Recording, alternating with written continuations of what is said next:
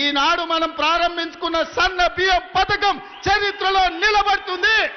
ఆ చరిత్రకు హుజూర్ నగర్ వేదిక కావడం తెలంగాణ ప్రజల యొక్క అదృష్టం అని చెప్పి ఈనాడు నేను చెప్పదలుచుకున్న మిత్రులారా, ఇది ఆషామాషి పథకం కాదు.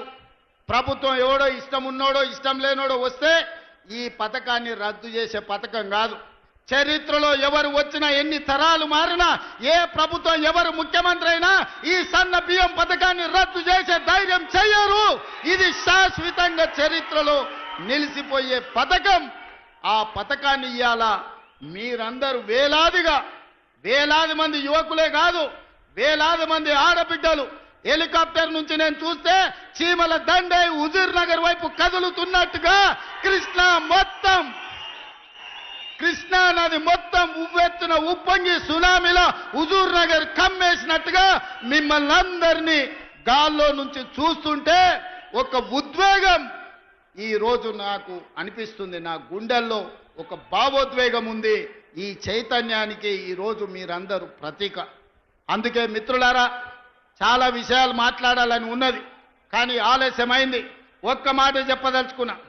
ఈ నల్లగొండ కోసం ఆనాడు పండిత్ జవహర్లాల్ నెహ్రూ గారు మొదలుపెట్టిన నాగార్జున సాగర్ కావచ్చు, ఈ కృష్ణా పరివాహక ప్రాంతంలో మొదలుపెట్టిన శ్రీశైలం ప్రాజెక్టు కావచ్చు, కల్వకుర్తి, భీమా, నెట్టంపాడు, కోయిలసాగరు, ఆర్టీఎస్, ఈ ప్రాజెక్టులనే కాకుండా ఎస్ఎల్బిసి టన్నెల్, ఎలిమిలేటి మాధవరెడ్డి ఎత్తిపోతల పథకాలు, ఇవన్నీ ప్రాంత రైతాంగాన్ని ఆదుకోవడానికి మొదలుపెట్టినాం. తెలంగాణ వచ్చినప్పటి నుంచి 10 ఏళ్లు ముఖ్యమంత్రిగా ఉన్న చంద్రశేఖరరావు గారు ఎస్ఎల్బిసి టన్నెల్ను 10 కిలోమీటర్లు పార్త సంవత్సరానికి 1 కిలోమీటర్ పూర్తి చేసిన ఎస్ఎల్బిసి టన్నెల్ పూర్తయి 3,60,000 ఎకరాలు నల్గొండ జిల్లాకు నీళ్లు వస్తుండే మీ మీద కక్ష గట్టి, మీ మీద పగబట్టి ఎస్ఎల్బిసి టన్నెల్ను పడావు పెట్టే మళ్ళీ ఈ రోజు మనం వచ్చినాక ప్రారంభించుకున్నాం. ఆనాడే ఎస్ఎల్బిసి టన్నెల్ ఆషామాషిగా రాలే. కోమటిరెడ్డి వెంకటరెడ్డి గారు, జానారెడ్డి గారు, రాజశేఖర రెడ్డి గారితో కొట్లాడి మాకు నీళ్లు కావాలి, కృష్ణానది జలాలు మాకు రావాలి అని చెప్పి ఎస్ఎల్బిసి టన్నెల్ను ఆనాడు 2005-6లో ప్రారంభించుకున్నారు. మరి 44 కిలోమీటర్లలో 34 కిలోమీటర్లు పూర్తయిన ఎస్ఎల్బిసి టన్నెల్ 10 ఏళ్లలో చంద్రశేఖరరావు సంవత్సరానికి 1 కిలోమీటర్ పూర్తి చేసిన ఎస్ఎల్బిసి పూర్తి అవుతుండే, కానీ చెయ్యలే. ఆయనకి మీ ఓట్ల మీద దాస ఉంది, మీ సీట్ల మీద దాస ఉంది, కానీ మీ నీళ్ల మీద దాస లేదు, మీ కష్టాలను తీర్చాలన్న ఆలోచన లేదు. అందుకే ఇవాళ పౌర సరఫరాల శాఖ అయినా, ఇవాళ సాగునీటి పారుదల శాఖ అయినా మీ హుజూర్ నగర్లో ఉంది. పోయిన సంవత్సరం 24,000 కోట్లు ఈ శాఖకు నిధులు ఇచ్చి ఉత్తమ్ కుమార్ రెడ్డి గారి నాయకత్వాన తెలంగాణలో పడవబడ్డ ప్రాజెక్టులను పూర్తి చేయాలి. కాళేశ్వరం కుప్పగూలిన ఆయన కాళేశ్వరం అంటాడు, మా ఎంకన్ననేమో అది కూలేశ్వరం అంటాడు. 3 ఏళ్లలో 1,00,000 కోట్లు మింగిండు, కట్టిండు, కూలింది.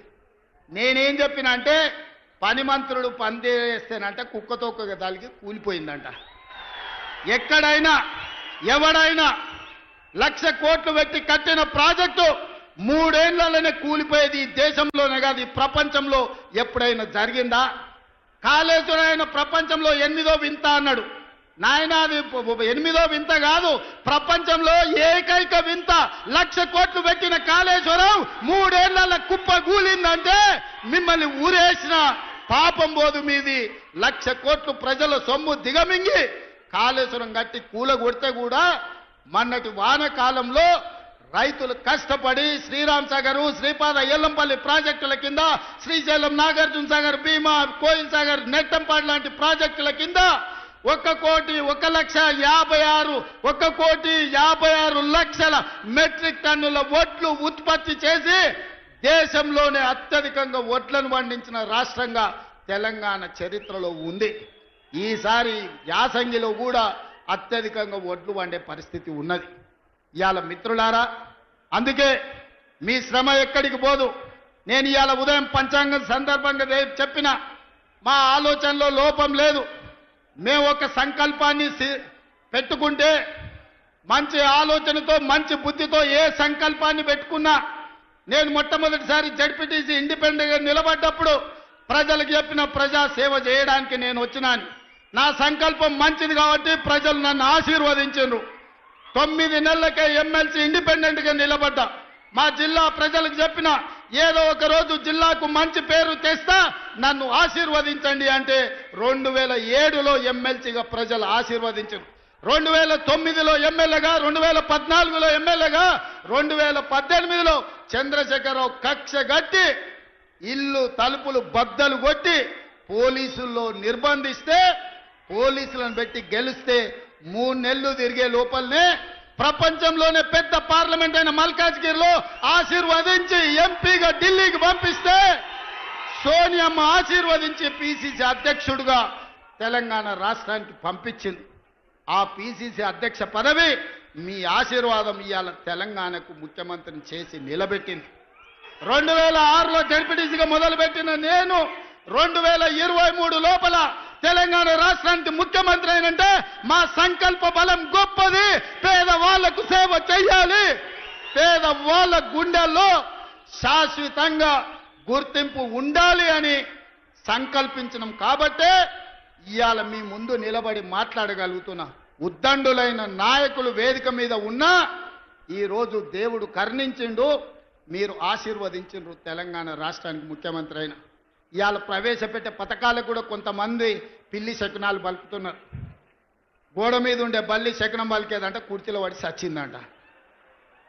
ఇవాళ టీఆర్ఎస్ వాళ్ళ పరిస్థితి గట్లుంది, శకునం పలికే బల్లి కుర్చీలో పడి సచ్చిందని. ఇవాళ వాళ్ళు శాపనార్థాలు పెడుతున్నారు, ఎట్లిస్తారని.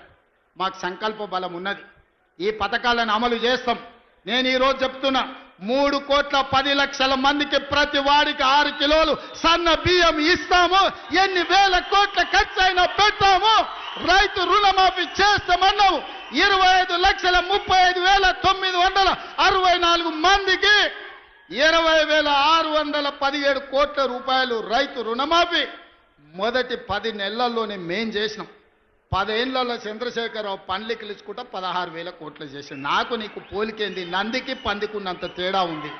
నాతో పోల్చుకునేదేంది? నువ్వు ఎగగొట్టిన రైతు బంధు పథకం 7,625 కోట్లు ప్రభుత్వం ఏర్పాటు చేసిన మొదటి 3 నెలల్లోనే ఆయన రైతులకు పంగనామం పెడితే 7,625 కోట్ల రూపాయలు రైతు బంధు పథకాన్ని మొదటి భాగాన్ని రైతుల ఖాతాలో వేసినాం.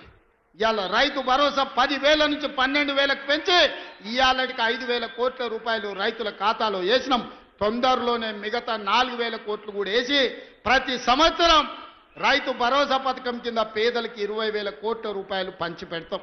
ఇవాళకి రైతు రుణమాఫీ కింద 21,000, రైతు భరోసా కింద 12,000, 33,000 కోట్ల రూపాయలు 15 నెలల రైతుల ఖాతాలో నగదు బదిలీ చేసి రైతుల గుండెల్లో శాశ్వతంగా ఇందిరమ్మ పేరు, సోనియమ్మ పేరు ఉండేటట్టు ఈరోజు చర్యలు చేపట్టినాం.